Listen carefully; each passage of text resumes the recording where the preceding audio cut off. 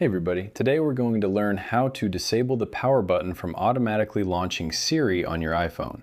First, navigate to your home screen layout and tap open the Settings apps.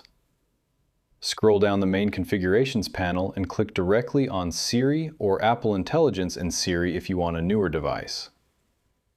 Locate and click on the specific section block row explicitly labeled Talk to Siri. Find the configuration row option labeled Press Side Button for Siri. Click the toggle switch right next to Press Side Button for Siri to turn it completely off. Return to your primary settings index list, scroll down and click on Accessibility. Scroll down to the Physical and Motor section block and click directly on Side Button.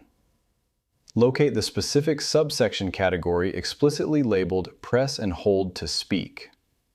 Tap on the choice selection bubble labeled Off right next to the Siri and Classic voice control options. And that's it. I hope it helps you in your current and future project. Thank you for watching.